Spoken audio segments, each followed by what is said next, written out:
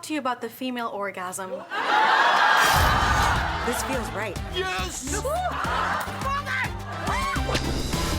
Do me a favor, Mommy. You stay out of my love life. I made you a profile on Tinder. It says lonely Catholic nurse seeks big, strong man to fill the hole in her life? You might want to reword that. Someone opens the door that they shouldn't. You walked in on Alex. He walked in on me. If they leave me, it'll just be you and me. Dear God, you gotta get them back. I love being alone. We're strong women who don't need a partner to define us. Anyway, I have a date. No! So good. This family needs boundaries. Boundaries are for white people. Next thing you know, we're eating Lunchables in separate rooms and Grandmama lives in a home. One day at a time. The one you get to go and have a ball. One day at a time. That was such a great trailer, and welcome to New York City Comic Con. This is your One Day at a Time panel. I am Ariana Romero, Refinery 29 Senior TV Critic, and this is, of course, the wonderful casting crew of One Day at a Time. Give it up for yourselves, guys. Woohoo! I have the honor of introducing all of these wonderful people to you. First, we have the iconic Rita Moreno. Then we have Isabella Gomez, Marcel Ruiz, Justina Machado, Todd Grinnell, the iconic Norman Lear, Stephen Tobolowsky, Mike Royce, Gloria Calderon-Kellett, and Brent Miller. Thank you guys for being here. I'm so excited to see you guys. Thank you. Thank you for having us. God, of course. So obviously Comic-Con is for the fans. This is for the people who love you guys. So what has it been like to kind of get that love back during this time? You know, we're in our homes, we're not really out and about, but your show is bringing that love into people's homes every single day since March, when really this all started. Justina, let's start with you as our queen, our matriarch, our everything. Oh my God, thank you. I mean, it's amazing to bring this show to people. It's a delight to work on the show. It's a total delight to have people love the show. And I think the Alvarez family is just pure love and light. I mean, I love this family, and I'm glad that people like to watch us. And Rita, I mean, I see you tweeting. You have so many followers. What has the response kind of been like now that you guys are back? Oh my goodness. I can't believe it. We are the little train that tried and then could and did it. We're just amazing. I'm so proud of you guys. And Gloria, I mean, also, you are huge on Twitter. You ask people for some feedback, which we'll get to later. We will be doing fan questions. I picked some faves. But what has it been like seeing all this outpouring of love support, especially right now? Well, it's, you know, a lot of people didn't have either Netflix or Pop. And so the fact that we're now going to be on CBS making our broadcast debut, where Norman, you know, it made all of his amazing epic shows, it just feels amazing and right, and can't wait for America and Canada too, I guess. Yes. To see us. I mean, you guys got to something I'm very excited about. CBS, October 5th. It's a Monday, 9 p.m., everybody. Tune in, back-to-back episodes, right? That's right. So, Yes. I didn't know that. So Norman, what is it like to kind of be making this huge homecoming back to CBS? It's romantic. It couldn't be more romantic. And I adore this family.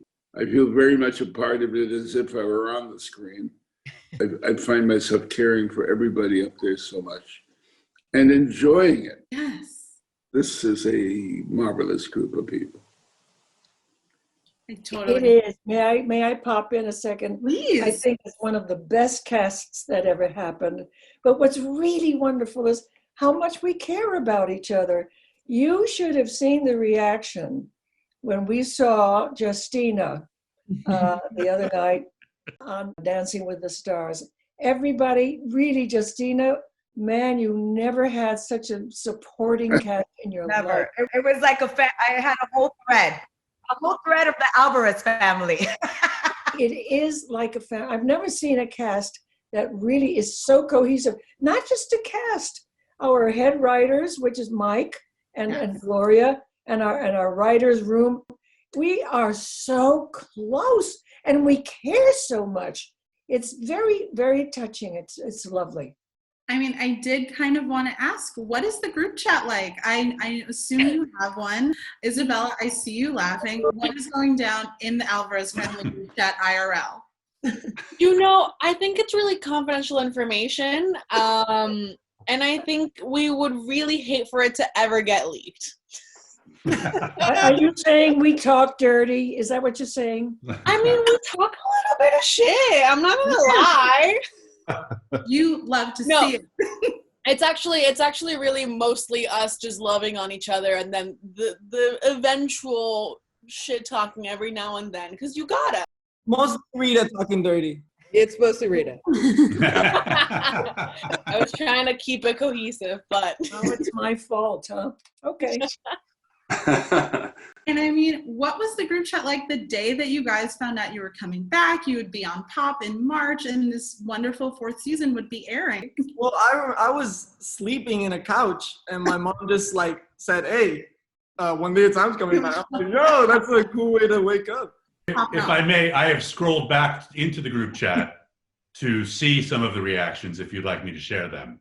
Please. Ooh, Please wow. do. I would love Our that. investigator, Mike Royce. Yeah, I have tape on everybody. Gloria shared fantastic news. We will be on CBS, and they're going to announce it. And then Marcel Ruiz chimed in with a fire emoji. Makes sense. Yeah. And then Rita Moreno had a head exploding emoji. Sorry, emoji. That's right. And then Rita, I'm just going to say what you said because, that's, why This is not? funny. Holy shit, 2 exclamation points. Talk about the little train that could, and then for some reason take that, Trump. I don't know why, but, Rita flies. I don't know if people have seen it, but Rita does have a really wonderful vote mask. So hopefully that'll appear at some point, but please vote, guys.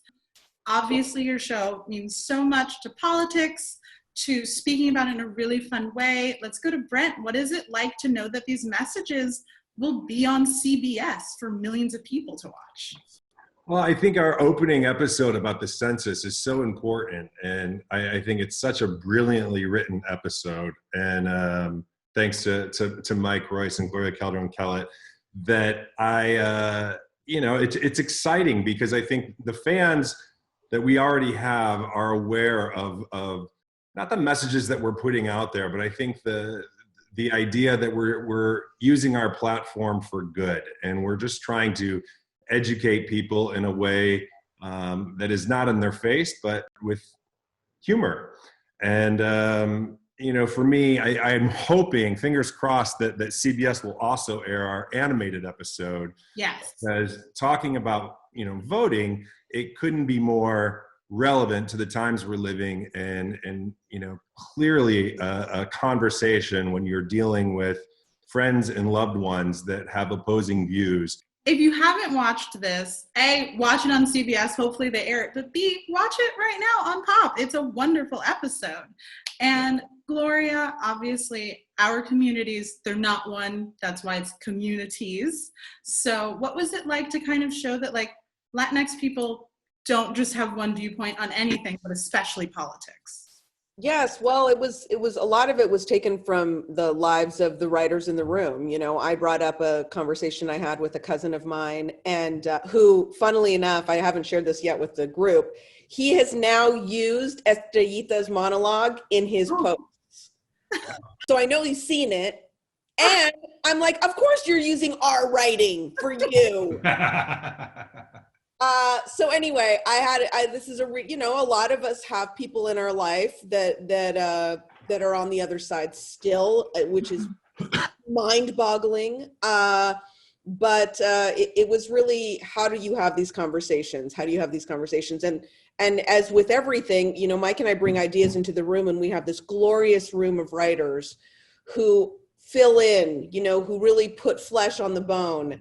And everyone had a story and an experience about a relative, especially our LGBTQ writers were talking about how they have relatives that vote against their own best interest, right? The interest of somebody in their family that they love. And so it really does feel like voting is is more important than ever. And for the cast, what was it like to kind of explore this really big topic, but also via animation? I mean, Justina, you're leading it. What was it like to see animated Penny? I loved her. I think they did such a great job. I was like, I love me as I was going to say cartoon. I'm aging myself, right, Isabella? With the cartoon thing, animation. I loved it. And I think that we were able to do so many things because of animation, you know, the head exploding and all of these cool things. I think it lent itself so well to animation because it had a really serious message, a very serious conversation. And yet we presented it in a really light and funny and a beautiful way to kind of, you know, everybody's palette was taken care of with the animation, with that incredible show, and with it being animated. I loved it. I thought it was brilliant. Brent, tell them about finding that company. It was you who found the company who animated it. Well, I mean, the biggest challenge for animation is the time it takes to create it. So ultimately, you know, during a COVID era, we had to find a company that was working remotely. We found one in Canada, Smiley Guy Studios, who, you know, had 85 employees working remotely and wanted to take on the challenge of saying, we can do this in the 8 weeks that you're allotted. Even though it takes normally 26 weeks, we'll do it in the 8. And I just spoke with him last night, and Blackish has taken on the studio as well. I'm sure you've all heard that they're doing an animated episode for the election, and it's the same company that's doing it. So it's so cool. Gift that keeps on giving. We always start trends. We start our trends. I feel like we start trends one day at a time. It was really cool to see myself animated. I thought they did a great job on the hair and my physique. It was very flattering. And you know, listen, I hope to be animated more in the future. Stephen, what does it mean for you to kind of be a part of this big move? Well, it's kind of funny for me. And in terms of me and Norman, I grew up in a very strange little community in Texas called Oak Cliff. And it was what they called a white flight area back then, which was a very difficult, strange place to grow up. But the only window to the real world for us back then were Norman Lear television shows. So I kind of grew up learning about the world, watching Norman, and with All in the Family and One Day at a Time. When I came to Los Angeles, the first job I got was as an extra on Mary Hartman, Mary Hartman. Oh, is that right? I didn't know. The first thing I did when I got to Los Angeles was watch One Day at a Time, because a girl from Oak Cliff, Kay Callan, was in that show, and she invited me to see Kay, and Kay invited me out to see One Day at a Time, and that was the first show I saw. So in a way, now being on One Day at a Time on CBS is like way too weird for me. You know, like the pandemic has turned my brain inside out. When I created the phrase, "It's a small world," you may have heard that. This is what I had in mind. Oh, we never heard that story. Can we find the footage of Stephen on Mary Hartman, Mary Hartman? I mean, that's amazing. Next thing on the group chat, that video. But Marcel, I mean, you're the youngest person on the cast. You're a young actor. What is it like on the other side to kind of be doing this part of TV history? Well, not only is it amazing because I feel like, I don't know if Isabella also felt like this, but it's like, for it to be like one of our first big jobs and for it to be the best experience possible and the best cast ever, it's like you start big. Like to start a career with the best, it's just amazing. And I feel like it's weird because I'm gonna have those expectations for everything now, and I know I'm not gonna be able to find it. But like, we peaked too early. Learn so much from the cast, and as Rita was saying, to actually be a family outside of the show when we're not filming, it's amazing. And I feel like we have such a range and diversity of audiences that is great especially for like when we filmed the animated episode. I know a lot of like the young audience also loved that, and it was great filming. It was really fun.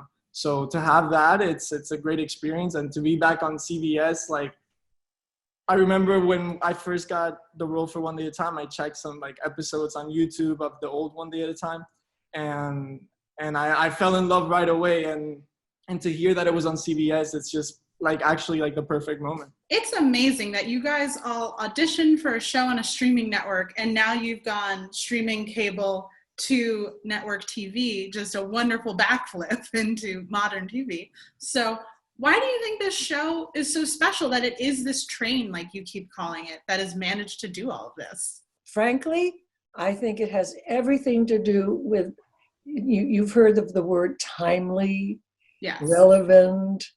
I think this is the essence of relevance. What is it like to be knowing that you're going to be starting conversations about things like scarcity mindsets, really intense things on network TV for all of America to see? About time. I mean, we will be the only Latino family on network television this fall.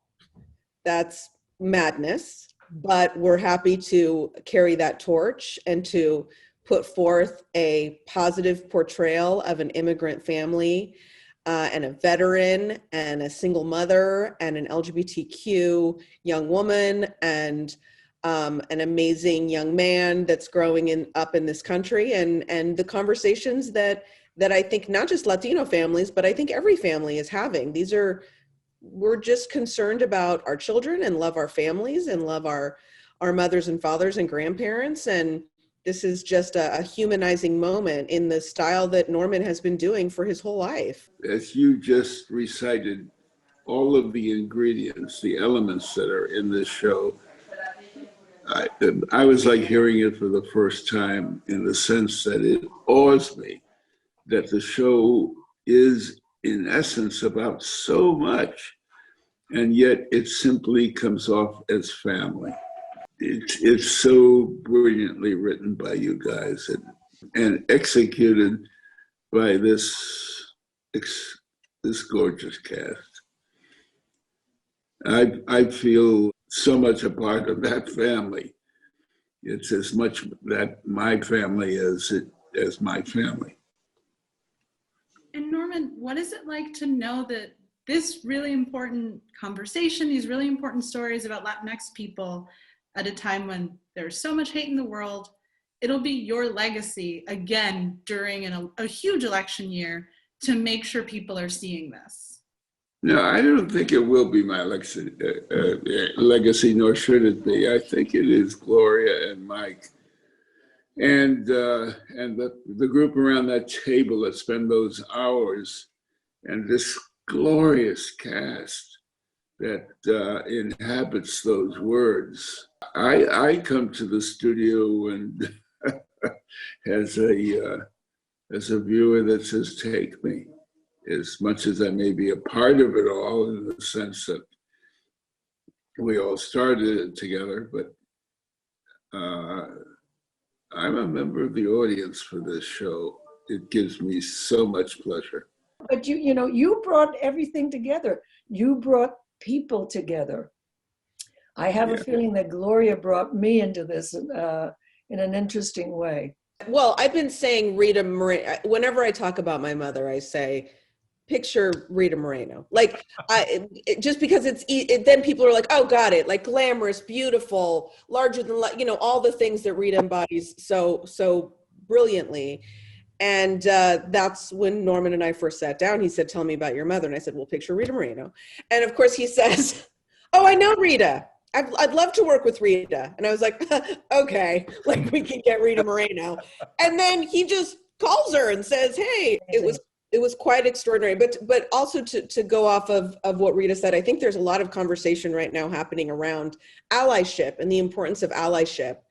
And my God, has Norman Lear been walking the walk of an ally for his entire career.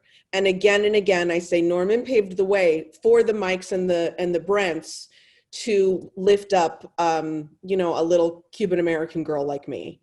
And it is so imperative and important. You see that people try to compliment Norman and he immediately turns it around every time. And But that is something that everybody does. And Norman does that again and again. And I am so grateful. What a beautiful blessing to have you as the patron saint of our show, Norman. Oh, thank you. But life is a collaboration.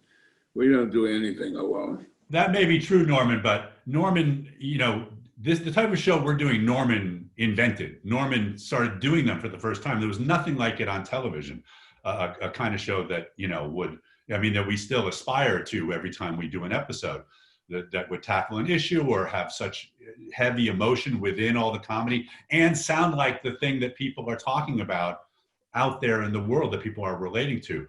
So, we're just doing a Norman Lear show, but before Norman Lear, it didn't exist. We're able to communicate the kinds of things that we do on the show because we just tell people, we're trying to be like him. Yeah. Isabella, speaking of love, you're bringing a queer relationship to television. You're one half of a really important love story about non-binary people. How does it feel to be bringing that to everybody's house, essentially? Playing Elena as baseline is such a gift. Just because she's such a layered character, and that's what makes her so relatable, but also because of the LGBTQ aspect and how little accurate and positive representation there is for the LGBTQ community in media. To have it be a part of network TV, and not only an LGBTQ story, but a Latinx LGBTQ story, I am so beyond thrilled that somehow I get to be the vessel and I get to go along for the ride and be a part of this moment in history. Well said. I do want to talk about my personal favorite episode, which is Super Moon, and the ending of that in the garden, and I wept and all of that, obviously, but what was it like to film that? Justina, what was it like to be in that scene that's so emotional and about your character's father? Every episode I do, I'm proud of. Every episode they write, and I get to say those words I'm proud of. And I think one of the things I love that scene that you're talking about with the father, talking about the Tony Plana's character and all of that. That was really beautiful.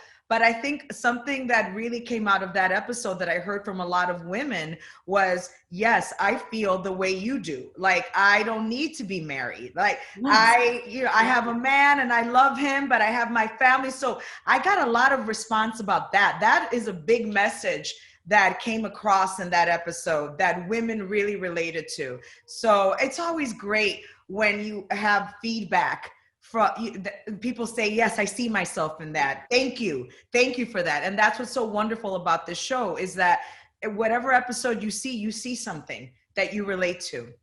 And that's what makes it so special. What was it like to kind of realize it and see while filming the show that doing this show, being in our bodies, telling our stories is inherently political? To me, it's normal. To the rest of the world that had to catch up with it. You know what I mean? But it's normal to me. I am a Latina, I'm a woman. That's all I've ever known. We were telling our stories, stuff that happens in our community. And it's a normal everyday life.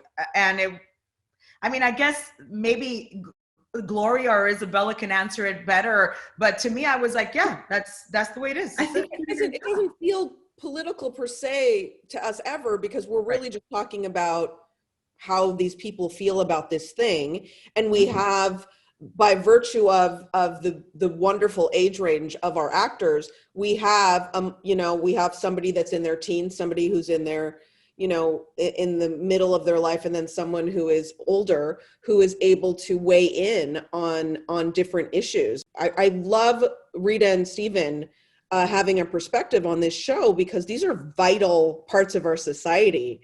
These are the wisdom, these are our elders, and they are often not given the same platform. And so to be able to have a show that speaks to all of these generations in one family, which for Latinos, we don't put our people in homes and stuff. We keep them around. So, so it's very vibrant to what our community is all about, is those conversations that that they have. You know, you have a young liberal and you have a moderate and you have a conservative. And what is it like for all of them to live under one roof and love each other? Speaking of one of the things that you're talking about, I love the fact that that my character is a sexual being. Yes. And it was something we talked about literally on the phone before the show even started. I said, there's one caveat, and I really want this. And they were all on the phone. It was a conference call. And I said, I want Lydia to be a sexual woman, simply because her hair is, white, or because she can't conceive anymore doesn't mean she doesn't have feelings of sexuality. And boy, have the writers taken advantage of that, to the point sometimes where I say, you really want me to say that? Seriously? Fan questions. So many people, including a nice person named @EmmaBacon16, want to know if you're interested in doing more animated episodes. Isabella, you've passed in animation. Is that something you're excited about? I would love to do more animated episodes. I love animation. I think it lends itself to so much more, like Justina was talking about. We got to do all these fun bits that we wouldn't have been able to do. But also, I think the thing about art is how it needs to adapt to the world. And because right now, Corona is such a thing, I think making more of those kind of TV shows, and like how Brent was saying that other shows are following our lead and making an animated episode, I think it's brilliant. I think it's what art is supposed to be. And it just, I would do anything to do more episodes of the show. I want to do every possible version of the show. I want to be on every network. Yeah. I want to do puppets. We want puppets. We want to do yeah. Well, So, I would no. love a puppet one day at a time. Absolutely. But no, it was thrilling to do, and honestly, we had it communicated like it was a version of the show that felt like one day at a time. And I have to ask this, the people want to know. You could tell me that you cannot tell me, but I have to ask if there's a plan to do the back half of season 4, if there's dreams of season 5. They have to tune in to CBS and let CBS make that decision. So our fans will ultimately decide whether or not we get to continue. We need to have lots of fans watching and reacting. My bet is that that will occur. Fingers crossed. To the lips to God's ears. Yes. What we're all hoping for. Amazing. Thank you all for your time. Everybody watch One Day at a Time, Monday, October 5th. at 9 p.m. Back-to-back episodes. Watch this. If you want another season, tune in. Right, guys? Right. Yeah. Watch. Yeah. Thank you all, and just have a wonderful day and take care of yourselves, everybody. Bye. Bye. Bye. Bye.